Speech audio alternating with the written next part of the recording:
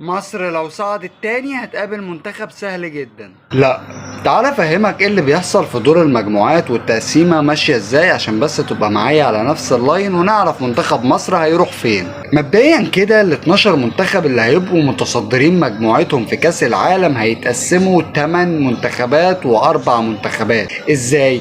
8 منهم هيقابلوا اصحاب المركز الثالث و4 منتخبات هيقابلوا اصحاب المركز الثالث. طب ايه وصيف او المركز الثاني هيتقسموا ازاي؟ عامه ال 12 منتخب اللي هيبقوا في المركز الثاني هيتقسموا 8 منتخبات هيقابلوا الناس اللي هتبقى في المركز الثاني زيهم، يعني وصيف ضد وصيف، و4 منهم هيقابلوا اللي في المركز الاول. اما اللي في المركز الثالث هو مفيش خيار بالنسبه له غير ان هو يقابل صاحب المركز الاول اللي في كل مجموعه. طبعا في كلامي انا بتكلم على افضل 8 توالت مش كل التوالت.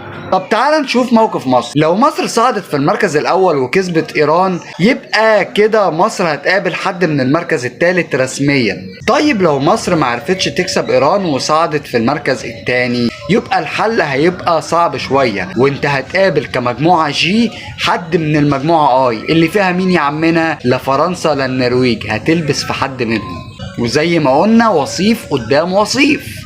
طب لو لا قدر الله مصر بقت في المركز الثالث هتقابل حد من المراكز الاولى بتاعت مجموعتها، وده برضه هيبقى سيناريو معقد اخر.